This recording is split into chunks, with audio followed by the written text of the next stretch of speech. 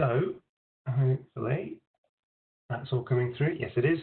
First and foremost, just who I work for and who's allowing us to host this using their WebEx. That is Adama. So Adama is a UK-based cybersecurity consultancy and partner. We work with Splunk across all of their major disciplines, but security being the primary one that we focus on. We're one of Splunk's largest delivery partners in the UK and indeed in EMEA. We've got lots of certs and certificates, but that's really not what you're here to learn about. So we will press on with the session. So this is what we've got for you today. We've got Tom Wise, a colleague and friend of mine, who's going to talk about Phantom Workbook automation, Splunk's SOAR platform, security, orchestration, and response. And then we've got Cian and Fraser, who are going to talk us through their recent experiences understanding the MITRE ATT&CK framework, using it for threat hunting and how that kind of lends itself really well to Splunk as a big data tool. Tom and I are then going to also open the session for questions, allowing anyone to kind of meet the expert, ask us any Splunk-related questions, and if we can, Tom and I are both members of Splunk Trust and long-term users of Splunk. We'll do our best to answer your questions as much as we can. Really quickly, some house rules. These apply to virtual sessions as much as they do to in-person ones. All of our sessions are technically focused, so these aren't an excuse to feed you sales slides. We're not trying to convert you into being a customer. We're here to simply share technical things that we think are interesting and that we hope you find interesting too. It's an inclusive environment, and although I said that it's not sales focused, if you are from a sales background or a recruitment background, you're more than welcome. It's just that's not the focus of these events. And that inclusivity includes that we want to be a diverse and holistic organization. We have a code of conduct that will be enforced rigorously, quite a lot easier to enforce over WebEx because I can just boot people than it is in person. But if there are any violations of this COC, please do let me know privately and it will be responded to appropriately. And then finally, we're led by technology. This is a Splunk focused user group. We will talk about other technologies, we will talk about other frameworks, but generally speaking, it's always going to involve Splunk in one way or another. If you happen to not like Splunk or don't think that that's appropriate, this probably isn't going to be a session you're going to enjoy, as we are Splunk centric, as is the nature of the event. So, a couple of notices. Splunk have just relaunched their Splunk user group site. For those of you that have worked with the old legacy site, this will definitely be seen as a blessing. It was quite old, quite dated, and quite difficult to manage from our side. It's really been uplifted, both in look and features. Much better for me as a leader to work with, and now I've got an active development team maintaining and improving it too. So that's really good. If you're here, you may well have seen it. If not, I suggest you check it out. And you can just search Splunk user group or Edinburgh Splunk user group, you'll find it straight away. And then finally, as a bit of great news, as the current sole leader of the Splunk user group, I've been supported by loads of great people over the last 4 years. One of them is Andrew, and Andrew's going to join as a co-leader from this day onwards. So he's going to be helping me arrange the events, police the content, ensure that everything we do is for the best possible outcome for the community. You can see that he's saying hello in the chat, so I'm really glad that Andrew can join us for this session. And if you want to find out more about Andrew, you can find him on our organizers part of the user group site. So feel free to check out his profile. He's an avid Splunker and a great guy. So without further ado, we will now move on to our first session. So I'll be passing presenter over to Tom Wise, and hopefully it will work without a hitch. So I just need to find him because we've now got 61 people joined, which is brilliant, and our largest user group to date. It would help if I could spell Tom. There he is. Okay, Tom, passing you presenter now. Awesome. There we go. How's that? Should be sharing now. Yep, got it. Awesome, excellent. Yep. Okay, well, thanks, Harry, for the nice introduction there. So welcome, everyone. Again, first virtual one I've definitely been a part of, and I know they're becoming more of a thing now, but it's really good to see this amount of attendance. So without further ado, let me get started. Okay, so a brief history of Tom. So I'm a solutions architect at Adama with Harry, mainly home working, but obviously provide both Phantom and Splunk consultancy across EMEA, basically. So I am a Phantom SSE, so security solutions engineer. I've been delivering professional services for Splunk and Adama for about 18 months now for Phantom. So, I've done about 10 different customers. And more recently, ourselves have actually purchased a large license to use in our managed service. Also, as Harry mentioned, I was a Splunk Trust inductee last year in Vegas, which was great. And I'm hoping to continue that with obviously the things that I do for the community, both Phantom and Splunk related. And then just stuff I like to mention that I've previously worked for the European Space Agency and Ministry of Defense before coming into security, big data using Splunk for a long time. And then, like I say, about 18 months ago, made the jump into the automation space, because that's kind of what I did for Galileo, was more automation, but it was more infrastructure. So now I'm actually able to do it in security too, which obviously is incredibly cool, in my opinion. So I'm just going to lay the foundations. Again, there is possibly a bit of knowledge assumed with some of this about Phantom, but the demo will be pretty self-explanatory, and I'll try my best to fill in some of the gaps that you may, if no one's come across Phantom before, exactly what it is we're trying to achieve here. So just quickly, Phantom is a security orchestration, automation, and response platform that provides obviously a case management and automation platform to work through security events. So the terminology I'm going to be using today is playbooks and workbooks. They are different. They can be classed as similar, but they're definitely different and provide different capabilities. And obviously the two together is what you're going to see in my demo, how you can use both workbooks and playbooks to provide a full analyst-centric capability within inside security operations. So a playbook is basically the codification of an analyst action. So Phantom runs on Python at the moment 2.7. Eventually, I think the next iteration is going to move to 3. So there's been a lot of work in converting apps, etc. But effectively, if you think of almost anything an analyst can do, except maybe go grab a cup of coffee, things like that, then you can pretty much code that in Phantom using a playbook editor. And I'll briefly show you that when I look into some of the playbooks that are involved in what I'm going to show you. Now, they can be fully automated, but they can also break out and stop and wait for a human, or ask a human a question first before continuing with that, with its flow, if you like. And obviously, that's generally the implementation on a phase 1, because let's be fair, most people are still a little bit Terminator sort of about automation, right? It's going to become sentient and take over the company. So there is a bit of twitchiness when it comes to automation, which is understood. Which is why sometimes we have the human touch points. Now, using the process that I'll show you today, then confidence or I guess that twitchiness can be much lessened, because we're actually having the analyst be almost kind of like that initiator of the automation. Oh, okay, 2 seconds. Is someone having a problem seeing it? Okay, you can definitely see it too. Okay, hopefully everyone's... do I need to stop for a second, or are we okay to carry on? Let's have a look. Okay, everyone else seems to be okay. Oops, didn't mean to move on quickly. Okay, so the general consensus is everything's okay. So I'll carry on for now. Apologies to anyone who can't see it right now, but these slides will be made available afterwards. So please carry on listening until you get sick of my voice, and then you can turn it off. So a workbook is different in playbooks in the fact that it lays down a process, right? So a workbook has phases and then tasks inside of each phase, which provide a framework to your investigation. Okay, so a standardized process that you can work through manually with obviously the automation bolstering it up. For example, Phantom already has a NIST 800-61 template to provide as a workbook, and it has lots of other ones. I think it comes with 8 out of the box. And again, they can contain automation, and they can also be updated and edited either manually or via automation, which is what you'll see in my demo. And where workbooks really fit in this is they're a great starting point.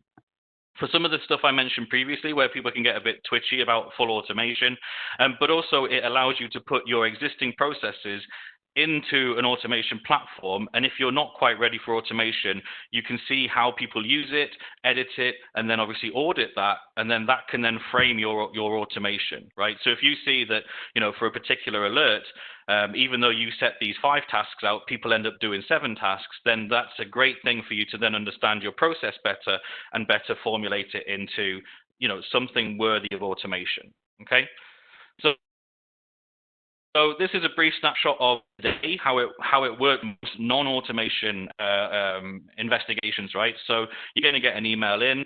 Every single point at the moment, an analyst is involved, right? And there's no single context here either. They're jumping onto different orchestration tools or different consoles in order to both initiate items and obviously to get information from things as well.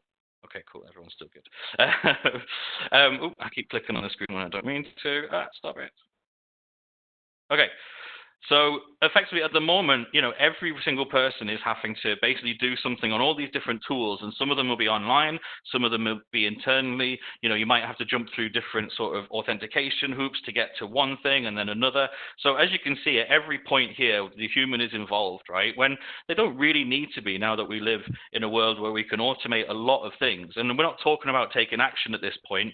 All of this is really just enrichment and just trying to make that good, bad decision, right? Because that should be the main goal is this something I need to worry about, or is this something I can just move on to the next bad thing, right?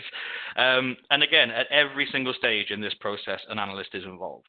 What we want to do is kind of empower the analyst a little bit more with doing less of that, like, I guess, heavy lifting or high effort, low yield stuff like copying and pasting and typing in IP addresses. And we want to present them with the full story before the moment that they pick this incident up. So they haven't even seen this event yet. And by the time that they pick it up, they've got all of this information in front of them, and either the platform can make a determination and present that, or it can just present all the information and then task the analyst to make a determination, which is what you'll see in my demo, which is coming up in a second. So in this case, we've got basically Phantom doing everything, and then we task the analyst maybe to make an assessment, and then depending on what they do, they can either manually do stuff, or we can have playbooks that they can then initiate themselves to obviously take containment action, notification actions, and documentation. And these playbooks can obviously all be linked together as well. So be like water. This is the flow. So I'll show you a little bit more in depth on the Phantom platform. But what I'm trying to show you here is everything that's done by Phantom is on the left-hand side and will be done before the analyst technically picks up the ticket. Or if they do pick up the ticket really quickly because there's not much in the queue, then it will be doing it as they pick the ticket up. And you'll see that kind of that transition when I show you the demo. And on the right-hand side, all these blocks here are actual playbooks, but they're initiated by an analyst. Right. Now, obviously, these could also be automated in the future, but the current demo that I have is very much a demo, right? And it's something that I think is a great foundation to build on, and I'll explain why as I go through some of the objects that are involved in the process. So without any further ado, I will go to my automation demo, and hopefully everything's good. Okay, so very quickly, this is just a brief process of what I'm trying to show today. Apologies if you can't see it. I'll include it in the slides before Harry sends them out. But I just remember I did this the other day and thought it would be worthy just to set the scene a little bit more. So what we're going to do here is on the left-hand side is everything I'm going to do. Tom, could you zoom in a bit, please? That's just really small. Yeah, sure. Thank you. So on the left-hand side is basically everything I'm going to do. And then on the right-hand side is everything Phantom's going to do. So on the left-hand side, I'm going to create an event. I'm going to, well, I'm not going to do these top two because I already have an event. So I'm going to run this master playbook, which would be set to active and run automatically on every event, but obviously for demo purposes, and it's on our dev system, so I'm just going to kick it off myself. It's going to assign a workbook. It's going to create 8 tasks based on the IOCs that are inside of the event. And then it's going to, I'm going to run and accept ownership. So I'm going to take ownership of this event. And I'm going to run some, it's going to run some stuff to obviously update the metadata of the event to say that it's open now. So I've moved it up a step to show that someone's taken it on. It's then going to run a playbook for every IOC task that gets created to provide with a determination. So good, bad determination with some degree of certainty. If there's more than one, it's going to go, I'm going to go and rerun another playbook for each IOC. And then once I've got to the end, I'm just going to export all the conclusions. It's going to create me a HTML-based file with all the notes and all the determinations I've made, close the event, and then provide me with a file that I can then use as evidence. Obviously, if I'm using Phantom as my case management, it would stay on Phantom. But for example, you might be using Jira, Remedy, ServiceNow, other ticketing systems are available. And you may just want to dump a big file on there with all of your investigations to obviously provide that kind of chain of custody. Okay, so without any further ado, this is Phantom. Excuse me, getting a bit of a drink there. Could you zoom in a bit on that as well, please, Tom? Thanks. All right, yeah, sure. Might lose a button or two, but sure, I can, I can see how that works out in the end. Okay, so this is the event queue. Now, at the moment, I've just got the one event that I want to work on. So it should apply to all, right? Yeah, okay. So this is, as you can see, currently new. It's not assigned to anybody. I do have artifacts in here, so I have a domain, I have a hash, I have a URL, and I have a source address. So what's going to happen here is I'm going to run the master playbook, which would technically be set to active anyway. So this playbook I'm going to manually kick off now would be set to pick up everything that comes into the queue, because this will be done on every ticket. Okay. So if I just run this from here, demo gods, be nice, please. Okay. Now, there may be a little bug that pops up as we go through this, and I'll talk about that as it happens. It is known it will be fixed in the next iteration. So let's just wait for this to be finished. So as you can see, it's logging everything that it's doing on the left-hand side, which is great for chain of evidence sort of stuff. At the moment, you can see my file, these tasks, IP address, IP analysis, domain analysis, and URL analysis. And you can see here, it's actually added some tasks for me. And what that looks like is in the workbook here, I have these phases, and then I have the individual tasks underneath. Now, in the real world, you can set SLAs for each phase and each task as well. So you can state how long the whole phase should take and how long it should take an individual to perform each task. So I'm now just, as you can see, this is still new, hasn't been assigned to anyone. So technically, this enrichment has happened before anyone's even picked up the ticket or is even potentially aware of the ticket. You saw how quickly that ran. Now, could you imagine running all of those actions on those 4 IOCs manually, individually? We'd still be doing it now, right, while I'm waffling on. So what I'm going to do now is I'm going to run this playbook. Okay, so it assigns this individual task to me. It completes it by taking it through the steps, because with these tasks, you do have to go to in progress first and then complete, but this is all automated at the moment.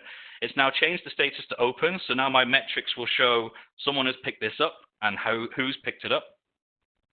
Now, what I would do is run this next playbook. So you can see, first of all, what I want to show you is originally this phase only had this top task and this phase and this bottom task.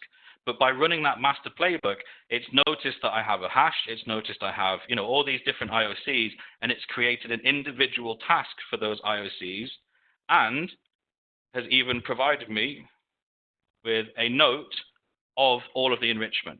So everything that I want to present to my analysts as part of that enrichment from these two integrations at the moment, but of course I could expand on them quite a lot, is provided here. I know it's all HTML format. It doesn't accept color at the moment, which is a bit of a frustration, but it does allow you to bold and stuff. And obviously I italicized, or if that's the right word, set italics as well. So as an analyst, what I would do is I would press this. The playbook's going to start. Well, as you can see, it's assigned the task to me, and I've also got prompt.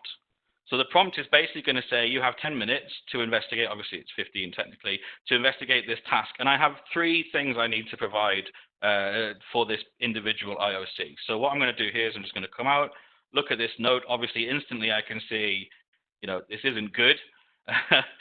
No information from Falcon, but that's fine. I think I have enough to make this determination now. So I'm going to come up to my first prompt and go, high, confidence level high, top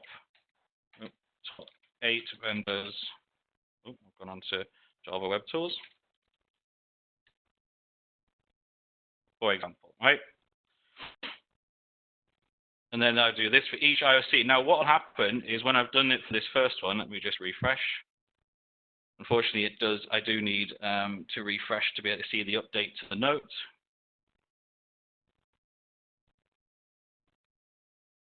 And you can see here, it's now actually added to that note my determination as an analyst.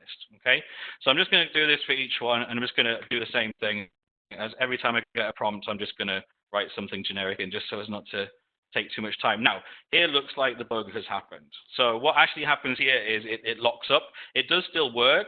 It just locks up. So let me just refresh this.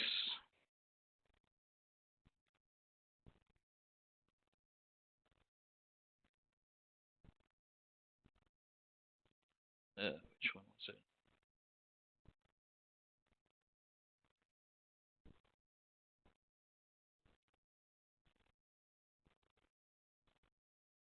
Okay, so it still completed it. Now, I'm not going to go through all of these, or actually, it's probably best if I do, otherwise it won't finish properly. So what happened is at the end, right, is that all of these, now, as an analyst, I will go through each individual one. I will add my determination. I'll say, obviously, hi for each of them, and just a generic note in there. Probably could have chosen less IOCs, and then it wouldn't have taken so long. And as you can see, as it goes through each one, it's ticking it once it's finished as well, so that I know when I can move on to the next one. Now, obviously, as I'm going through this, I'm talking as well. But if you can imagine as an analyst doing this, you're just presented with this information, and you just need to make a determination, add a quick note, move on to the next one. Again, try and imagine that you're doing this all independently, right? For each IOC, you're having to log on to multiple tools, possibly, copy and paste little bits of information, not everything. Whereas we can now programmatically decide what it is we actually want to put on there. So let me just do this. Okay. Now, once I've done all of this, and once everything's complete, I can now select, okay, I'm ready to move into the next IOC stage. Now, this is very basic. I will just kind of say that. This is a starting point for anyone. Obviously, we will have a lot more stuff in a production environment, such as if you use Jira, then obviously we would probably have a playbook that would both create a ticket and update the ticket as we need to through the process. And a lot of other stuff as well. Obviously, you could add phases for containment. You could add further phases for things like documentation and notification. But in this case, I'm going to run this last playbook. It's going to do everything it normally did, except now it's going to close it because as far at this point in the process, we've determined that we've made a determination, we have all the information we need, so now we're just going to get a file, right? So if I just close this down, I've basically pulled off or created a HTML file which contains every single one of those notes that that I just created, and if I just open that up, so obviously at the top here I have, this is when it was requested, and I now have both my determination for each IOC, all of the enrichment for those IOCs, all in one file, that if I am using an external ticketing system, I can now just add that as one file and say, look at all the investigations I've done. Now obviously this is, again, it's HTML, so you can do some stuff with it. But at the moment, it's really not, you can't really do much with colors, etc. Inside of it. So that's the process. And as you probably would notice, if I wasn't talking over it, that whole investigation and determination would have taken me a matter of minutes. Whereas usually, especially with 4 IOCs, all different types of IOC, you're talking, let's even just say 4 minutes per IOC to get the information. Then you've got to copy paste, read it, understand it, make a determination. So that's the process, end to end. I just thought I'd show you some of the underlying pieces, I guess, of the process before I hand over to my colleagues to talk a bit more about MITRE framework. So part of this, so it may look like there's a lot, right? There is, what we've got there, 2, 4, 6, we've got 8 playbooks as part of this whole thing, right? So that may sound like a lot, but if you think about it, this is our foundation. So any new capabilities for reputation comes through of any type of the IOC, we already have the playbook. We just need to add in our particular integration and then format what we want to get out of the integration, and then everything's good to go. So I'll show you the playbooks, right? Because I guess that's probably, some of you might be interested in the underlying code of everything I've just done, because it looked quite simple, right? But there's obviously a lot of stuff going on under the hood, and there is a degree of customization, or custom code, I should say, for this implementation at the moment. But forward-looking statement, Phantom are obviously looking to massively increase their case management potential. So just keep an eye out on that, because things like this will be eventually configurable without having to write the actual call out manually. So this is the initial IOC master one, right? So all it does is it checks, is this a valid event? Does it have any IOCs for me to process? Obviously, if you don't have any IOCs in the event that it recognizes, you don't want it to run through this playbook and potentially call 4 other playbooks that are going to have nothing to do, because you're just going to litter your activity pane. So we do some container stuff here. We with a little bit of custom code and a slight change in the template ID depending on when you create it. This will now assign the generic workbook. We then call all 4 playbooks at the same time, potentially. Again, this is a filter. So with a filter in Phantom, if any of the conditions are met, then if one or all, they all fire at the same time. So if I had 4 types of IOCs, then those 4 playbooks would run at exactly the same time. If one wasn't there, for example, then it just wouldn't run that particular playbook, okay? And then without waiting for these to finish, I'm going to set the current phase. I have to put the tick in the box in here, or in this one that hasn't frozen. I have to actually put the tick in the box automatically, otherwise I can't update the task underneath it. So that's why the playbook basically just does that and then it exits. That's it, because at this point these may still be running and adding tasks to that phase, but that's all I need this master one to do, and then obviously the analyst is ready to go.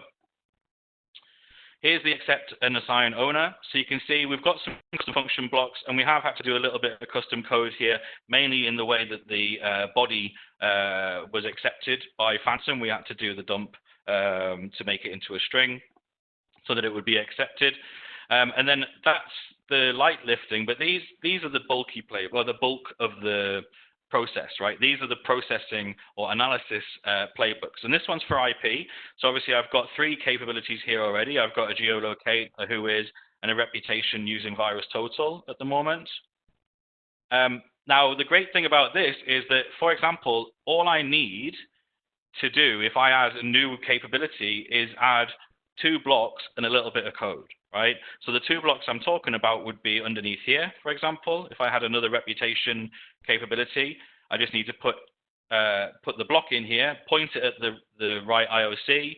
Then the format block will then show me how I want it to actually appear, as in the information I want to get out of that call, right? So some different vendors will provide different bits of information, like Alien Vault has pulses, Virus Total has positives, you know, there's all sorts of different ones out there. So you still need to decide what information you want to provide to your analyst to be able to make them or allow them to make that determination. And then all I then need to do is there's a little bit of a bit of custom code in one of these blocks where it's going to take obviously the additional format block and add it as a note to that task, right? So I won't go into that bit because that is deep in the custom code and there's no point. But what I'm trying to show you here is that even though there's 8 playbooks and the initial development was probably was quite large, now every time I want to add a new thing, I just need to touch a couple of points inside this playbook and I can already enhance my enrichment relatively quickly. And also add additional playbooks into this whole process. You know, if you have a new phase, a containment phase, for example, in your workbook, then you can start creating and assigning those containment phases based on maybe an analyst action again, because at this point, we're putting the analyst at the center, okay? So that's pretty much it from me. Again, this is quite new from Phantom. They're starting to drive the case management. They've always been about the automation. You know, there's something like 10,000 plus API endpoints they currently have out of the box integrations for. And now they're obviously with mission control, etc. There's a lot of kind of focus on the case management side. So watch this space because it will definitely become, you know, more of a thing. Is there any questions on that before I hand over the banner?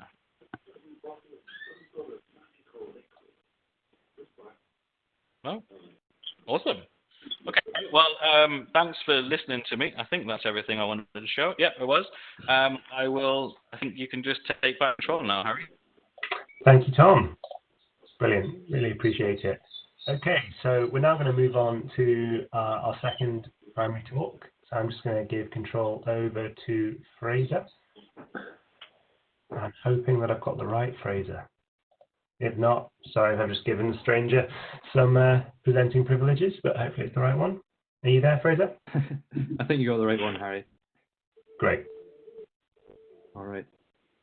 So we've got Fraser and Cian now. Welcome, guys.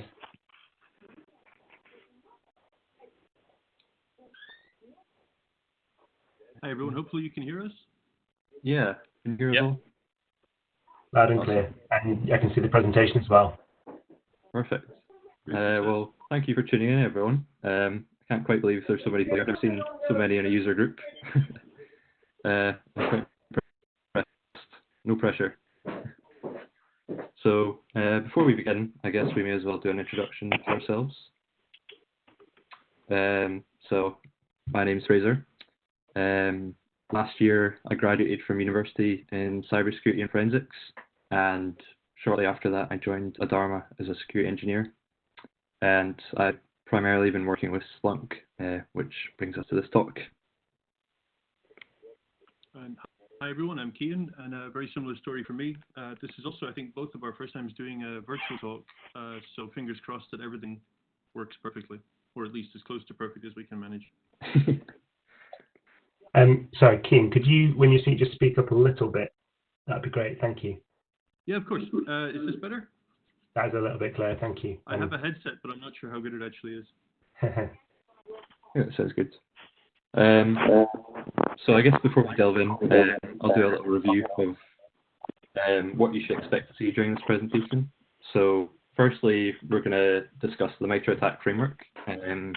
We'll just give you a brief introduction. I'm sure a lot of you have probably heard about it, or... It says unmute to hear, but when I press it, nothing happens there, you see?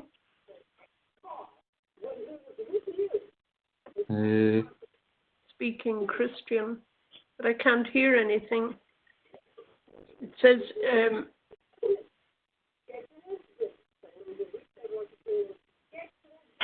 Everyone can hear? Yes, 1 second. There's a person connected as just user. Can you hear us?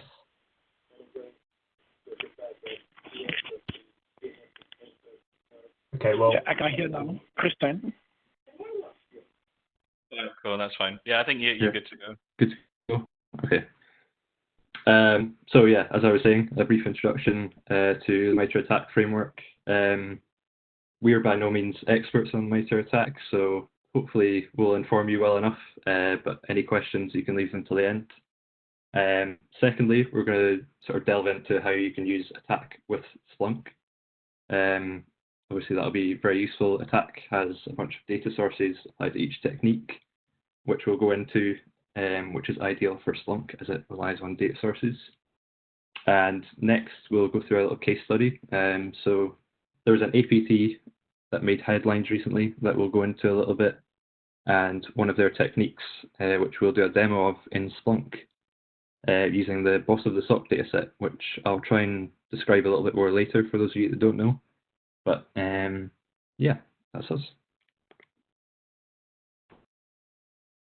So what is MITRE ATT&CK? First of all, ATT&CK is an acronym for Adversarial Tactics, Techniques, and Common Knowledge. It was first introduced by MITRE in 2013, and it has been continuing to grow since. So MITRE ATT&CK is made up of a framework of attack techniques which have been discovered in the world. So in this case, it's adversarial behavior that has been observed by cybersecurity experts actually taking place. Each technique is mapped to one of 12 or more tactics, which we'll go into in a little bit. And each technique contains information including data sources, mitigations, detections, methods, and more, which we'll also be going into in a little bit. And it's ideal for mapping your defenses against real-world attacks because it is iterative, it is constantly being updated and added to, and it is also, so it's constantly being updated and added to. Sorry, Fraser, could you get the next slide? Yes, we're going to have to do that a lot. I know, sorry about that. So here we're looking at a comparison of Attack for Enterprise and the cyber kill chain, which many of you may be familiar with, which charts the sort of progress of a potential attack. So you can see it starts with deliver and ends with maintain, and you can align a lot of that to attack. You go from, say, discovery, initial access, through to command and controller impact, depending on how the attacker acts. And obviously, that's going to be different from adversary to adversary and also from incident to incident. But you can see some of how that will all line up. Sorry, Fraser, again. So here we are with the pyramid of pain. For those who aren't familiar with it, we're looking at indicators of compromise and indicators of attack, and how difficult it is for an adversary to change these depending on if you can detect them. So attack sits up here at what I call a lofty peak of the pyramid of pain, which is tactics, techniques, and procedures, which basically define the behaviors of adversaries versus the others that are more signature-based. So, it's easy to change the hash value of a file, it's easy to change an IP address, but the overall tactics, techniques, and procedures of an adversary are going to be made up of their training, the assumptions they make, what's worked for them in the past. So that's harder for them to change. So focusing on those behavioral techniques is a better way of building your defenses. So attack enterprise techniques are broken down by tactic and by platforms. So there's also an attack mobile, there's a SCADA version of attack, there's a cloud version as well. We're focusing on enterprise in this talk. Each technique has associated data sources, platforms, and a wealth of other information. So if you look at the example here, we're looking at spear phishing attachment, and immediately you can see the tactic is initial access, and the data sources that you would need at least one of those to be able to detect these attacks. So we're looking at everything from file monitoring to the mail server itself. The usefulness here as well is that if I were to send an email to Fraser and say, Fraser, this data relates to T1193, he'd either somehow magically remember that, or one quick Google or check of a spreadsheet, he'd be able to see that I was talking about spear phishing, and he would have that immediate context for what I was discussing with him.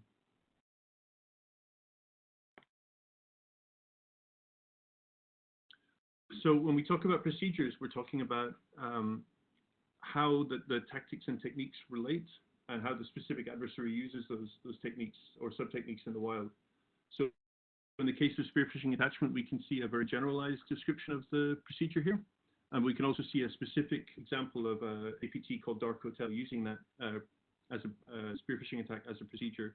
In this case, sending spear phishing emails with malicious raw attachments. So I imagine a few of you are asking, why would you use MITRE ATT&CK? Well, I think to put it simply, compared to something like the cyber kill chain, it's just so much more detailed and refined and granular. It drills down to like every single technique that is used in the real world, whereas something, maybe it's not a fair comparison, but the cyber kill chain will just have like 7 steps and just sort of leave it up to you to do the thinking. MITRE ATT&CK has it all sort of centrally stored and easy to view. As Cian was saying, just look up the technique ID and there's a whole host of information. Another huge benefit is that the community is very active. They're constantly updating the framework itself. Just recently, I think they released sub-techniques and a few other things. And they're constantly adding other data sources, things like that. But on top of that, there's also a bunch of applications that people are creating and aligning it to the framework itself. We'll actually give you a few examples throughout the presentation and towards the end of ones that we've tried ourselves and would recommend. Yeah, I would say it's just hugely beneficial to both red and blue teams because you're drilling down to techniques which obviously the blue team would have to defend against and the red team would have to use. So it's great for both sides. So as part of this talk, Fraser and I discussed sort of diagrams or frameworks within cybersecurity that we found rather vague, and we wanted to include 2 examples here, which is the Cisco Onion and the, I think, Cisco Artichoke. And when you look at sort of the vagueness of some other frameworks or some other methods of trying to describe cybersecurity, you can see that you really do need that granular level of being able to really get down into details of both attacker behaviors and also the technical details of attacks themselves. So, next slide, please, Fraser. Yes, sir. So we keep saying that, MITRE ATT&CK's like a great central repository for techniques, and we're not trying to say like it's the be-all end-all. You should really be using it as a basis and performing a lot of research online outside of attack. Obviously, you're just not going to detect everything just from looking at the MITRE ATT&CK page and copy and pasting it or something. It requires a lot of work and research.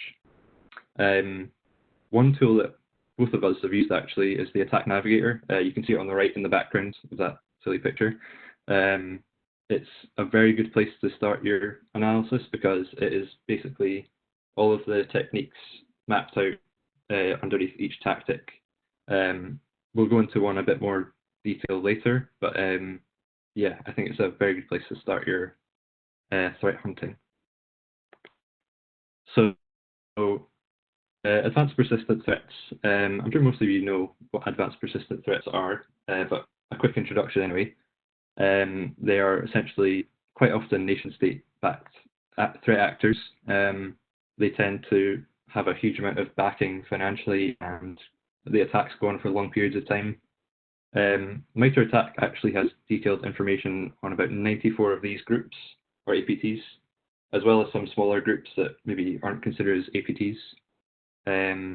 We've put a few examples there, like Dark Hotel, APT39, Deep Panda, and a lot of other ridiculous names you can find on the MITRE website.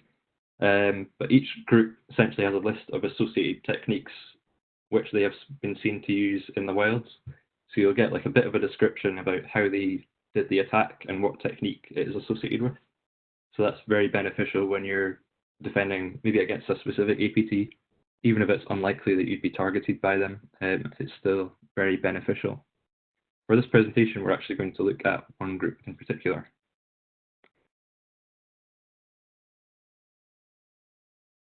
So recently, when we were thinking about this talk and how we were going to format it and structure it, we started thinking about recent sort of cybersecurity world events, and we immediately settled on this attempted attack of the World Health Organization last month.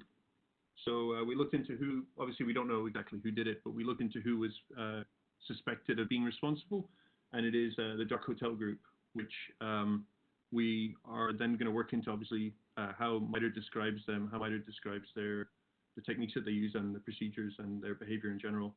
So the attack itself, I think from everything that we've read, it looked like that was an attempt to just gain a foothold on the system of the World Health Organization, maybe to then exfiltrate data. It's all a bit vague.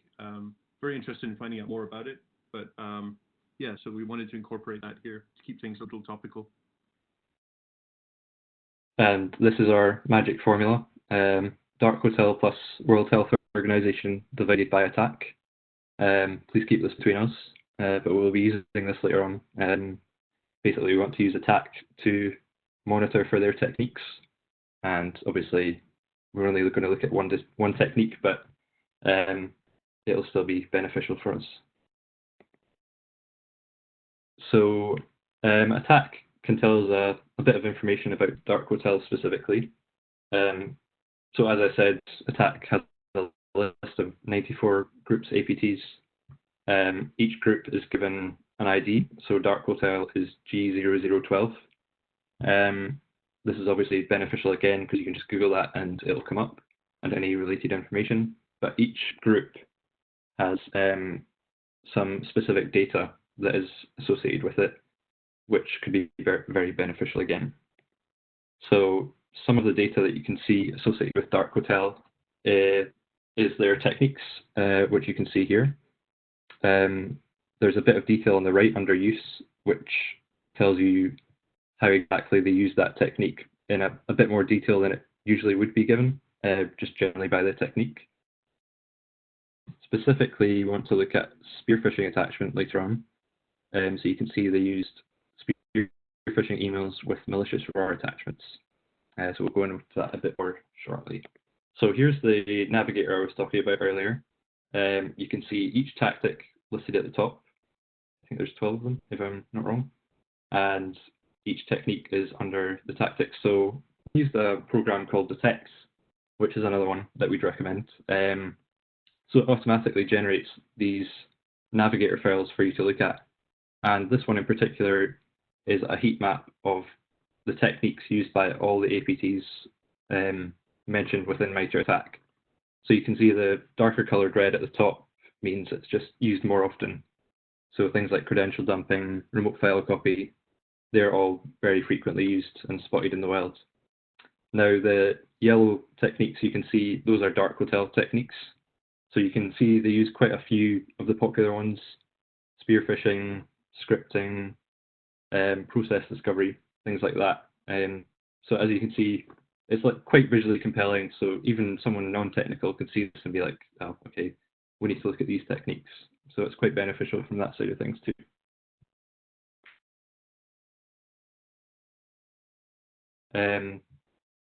So the one technique, as I said, we were going to look at is spear phishing attachment. You can see from the attack navigator before that it was near the top, so it's quite a popular one.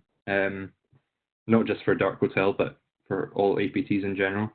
So we can go on MITRE ATT&CK, click on that specific technique and see more details about it. So you can see here at the bottom, it says there are many options for the attachment, such as Office documents, executables, PDFs. It gives you a bit more context to what you could see rather than just saying, oh, this is what spear phishing is. And along with that, you'll get sort of mitigations, ways to detect it, as Cian said, things like that. So it can be very beneficial for us.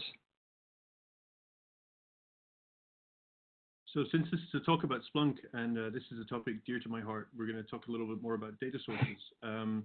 MITRE contains a list of, so we're saying 58 plus standardized data sources here. That number may have gone up. As I said earlier, like MITRE is constantly being updated. So the standardized data sources categories are sort of generic categories that you can apply either to Windows or to Linux. For instance, in this case, we've got file monitoring, packet capture, network intrusion detection system. So these are very broad categories, which will help keep things sort of platform agnostic in a way, that being too specific with, say, WinEvent log security or syslog would be more difficult. So without the right data sources, obviously you have no chance of detecting attacks. And as I said earlier, if you were looking for spear phishing, it would be very difficult to detect spear phishing attacks without one of the data sources or more listed along with the technique down at the bottom. So this is I think it's from last year. So once again, this may be a little out of date, but it still gives a really good indication of the level that you can get to with granularity in relation to data sources. This is made by Roberto Rodriguez, and I recommend that all of you, if you're interested in this topic, follow his work, because he produces an awful lot of work, especially in relation to Windows and attack, and he's just a really nice guy as well. So looking at the number of techniques per data source mapped, you can immediately see file monitoring, process monitoring, and process command line will give you good coverage for techniques. Now, obviously, it depends on what techniques you're looking to cover. You may have different requirements, but if you're just looking at all techniques being created equally, you can see that those three data sources are your best bet to get maximum coverage. And this is the kind of detail that you can get into with attack once you start learning about it, once you start looking at how it relates to your own data, your own network. So we found this extremely useful as a way to immediately come into a situation and say, okay, well, are you ingesting these three categories of log sources, and if not, can we fix that? So now for the part you all came here for, is why would you use attack with Splunk? So as I'm sure you're all aware, Splunk correlates real-time data across various log sources. So this makes it ideal, specifically as Cian was mentioning about data sources. You really need to have a good bit of coverage to actually detect the techniques. So we can use Splunk, we can search within Splunk across various log sources and discover techniques using these. So another benefit actually, which we're going to show you shortly, is that we can use pre-indexed data sets such as Boss of the SOC and things like that to practice on. One example we have here is Mortar. So that is a project which uses data sets which are aligned with MITRE ATT&CK. So you can basically choose a technique that you want to cover, and Mordor will have a data set which has data within it that mimics that attack, so you can practice your searches on before you've even started. So it's a very good thing to look at. I'd recommend looking at that if you can. So before we go into the demo, just thought I'd give a bit of an overview. So first of all, I mean, I'm sure you've heard spear phishing attachment so many times already during this presentation, but I'll show you the page, the MITRE page, just for the sake of it, very quickly. And I'll also show you the bots v2 dataset. Basically, we've created a dashboard which is sort of like a step-by-step guide on how you detect the spear phishing technique within that dataset. So hopefully you'll find that interesting. Hopefully it all runs well. Fingers crossed. And yeah, we'll be using some other online resources as well, just to do some extra searching outside of attack, because as I said, you can't really just rely on attack. You need to do some research online too. So before we go into the demo, I just thought I'd hover over this for a few seconds just so you can appreciate this. I spent a lot of time on this. I just need to make sure everyone can appreciate it. Graphical wizardry. Okay, I think that's enough. Can everyone see this okay? Can you see it okay? I can. Yeah, it's all Okay, good. cool. Oh, I can't see my cursor now. Well, we'll have to go without a cursor.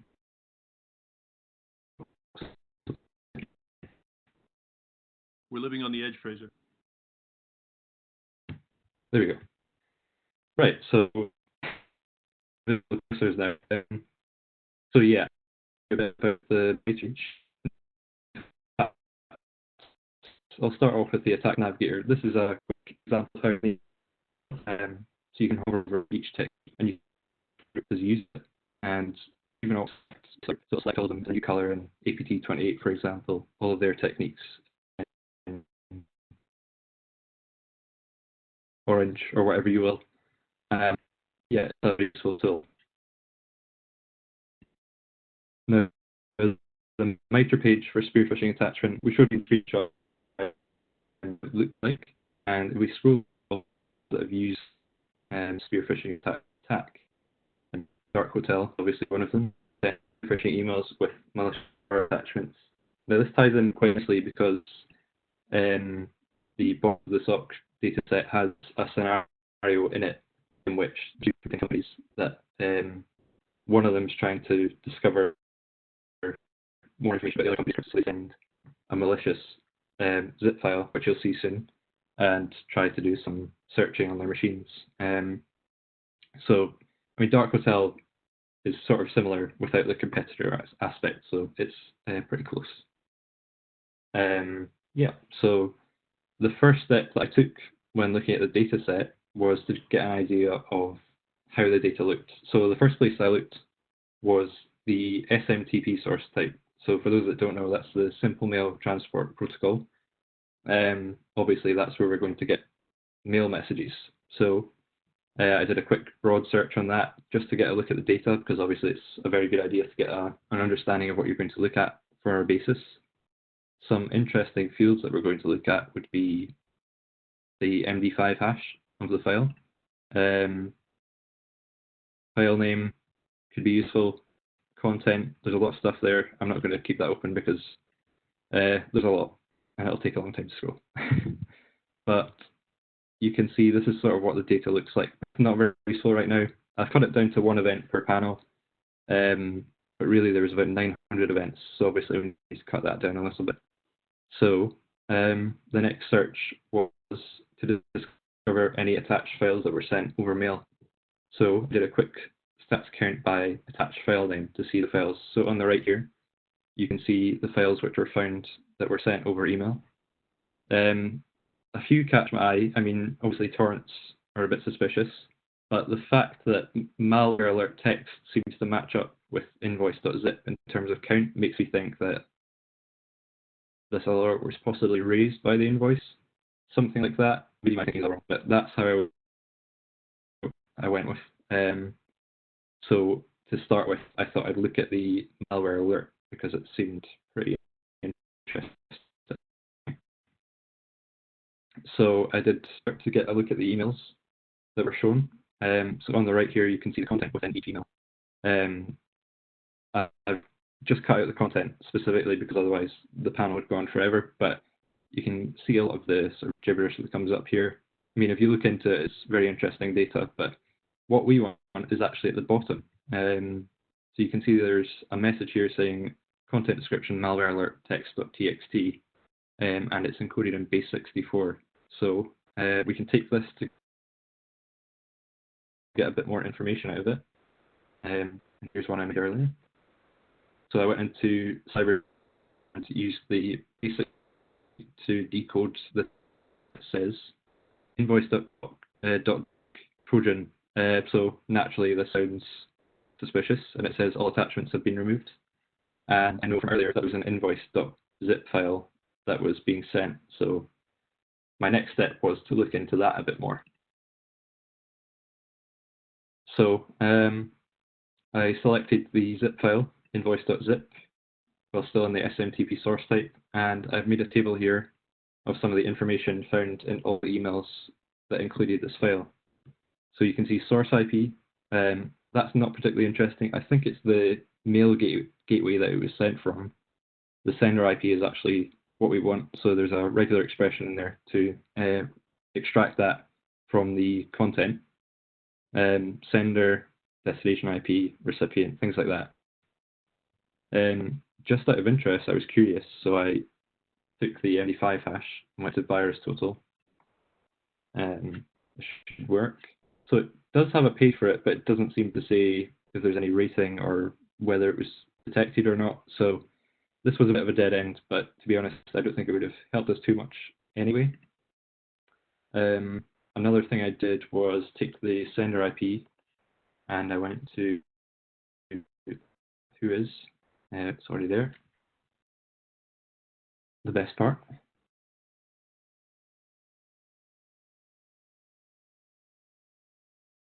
So it tells us a bit more about the host that sent the email.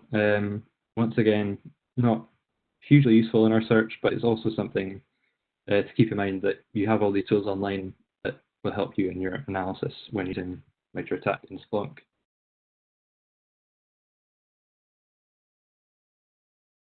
So because it was the bad attachment, I did a search for that file across all the other source types, so ones that were not in the SMTP source type, to see if it was executed anywhere else. So I did a stats count by source type in Splunk to have a look, and these were the source types that the file appeared in. So there's WinHostMon, WinRegistry, sysmon, and WinEventLog. So I know that sysmon tends to have more interesting data from my experience, and it seems to have a count of 2 occurrences of the file. So I went for that, and I did a bit of searching. I've cut it out between these panels, but I did a bit of searching through the events that appeared for that, and I discovered that the host that opened the file was this. It's work-bton. I think their username is billyton. Yeah, you can see that. And I looked specifically for event ID equals 1 because I know that from research that it means process creation in sysmon, which could potentially be suspicious. Generally, I guess it's not, but in this case, it was a good idea to look at. And I also specified Word because I knew that in the zip file there was a document. So naturally, they were probably going to open up in this. Yeah, and this is what we ended up with. And I got the time that it was opened. So this was interesting. So I can now use this time to see what happened after the file was opened. We know it's a malicious file, so there could have been more events that happened after that. Since it was a Trojan, possibly it was trying to open up a connection back to the host machine, something like that. So I took the time, did another search based on the previous result, and I saw all the parent images that were used to run any suspicious commands. I had a look through them all, and eventually I came to this one right here, WMI PRVSE. I'm not an expert on that, so I don't know too much about what that process is or anything, but after having a look at that process in particular, I saw that I also specified the time range, sorry, just to make sure that it was within like 2 minutes of them opening the document. And we see here PowerShell was used and an encrypted command was run. Now, I took this command here, and I'm not going to copy it all because I have it already here. Back in CyberChef, I did a base64 decode and found this message down here. I hope you can read it okay. To be honest, it's kind of gibberish anyway. But I did find out that it is very similar to basically work that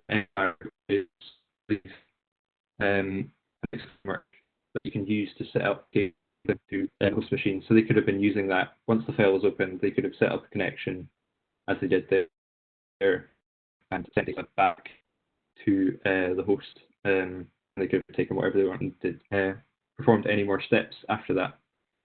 That was about as far as I got though. In Splunk, you can take that data and make alerts based on that, so that when the data is coming in about SMTP, you can immediately set up an alert, which will tell you when this kind of data has been spotted before. Yeah, so this was more of a sort of forensic analysis, but you can imagine the possibilities after that. So back to our presentation. Oh, so originally we had an idea to include more information on open source projects that sort of align with MITRE that we found very useful. Due to time constraints, we've cut it down to just this slide, but we mentioned Detect earlier.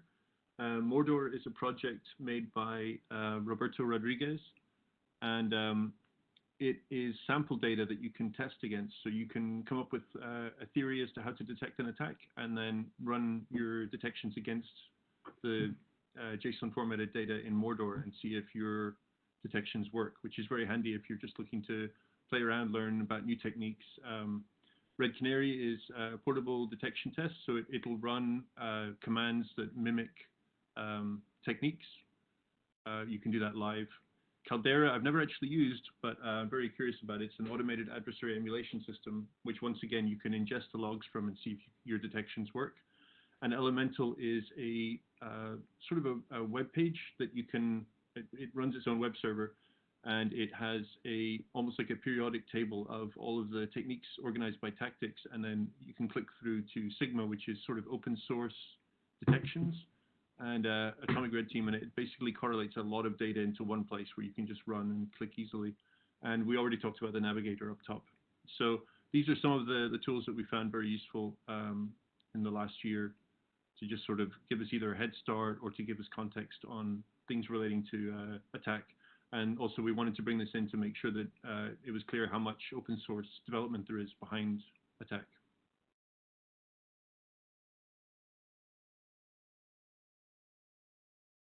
So this is the conclusion slide. If you guys have any questions, now's the time to start thinking about them and firing them at us. So we hope that this demonstration and everything else, and also I want to thank Fraser for being willing to do the demo, because this is our first time doing an online talk, and it was quite a terrifying prospect, I feel. Yeah, so this is our summation of why anyone working with security especially should be thinking about MITRE ATT&CK and should be learning about it and should see what it can offer them. And I think it's a lot. There you go. Any questions, anybody?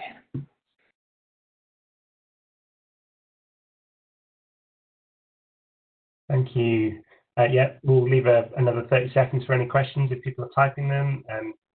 If you can, you're welcome to come off mute as well if you want to ask it verbally. Hi, Harry. It's Paul Lewis. How are you doing? Just a quick one. Does using MITRE do anything around strengthening your governance position?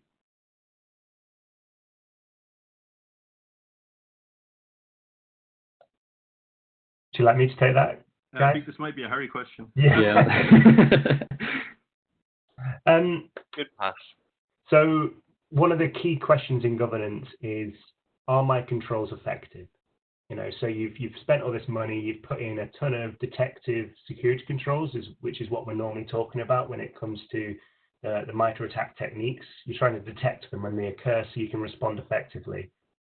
For a CISO or somebody in information security risk or compliance, it's not just good enough to say that you've implemented them, they want to know about their effectiveness. So definitely mapping your control effectiveness or your testing of your controls to something like MITRE ATT&CK enables you to start from a threat model, understanding your adversary and the way they are going to try to attack you, all the way through to the individual control, and then linking that up to compliance testing, again, mapped in the same way, means that you can go forwards and backwards and in any direction you liked with the same taxonomy, the same language, and then ideally understood by all your stakeholders. So I would say it's very valuable for that specific use case. Lovely, cheers. Thanks, Harry.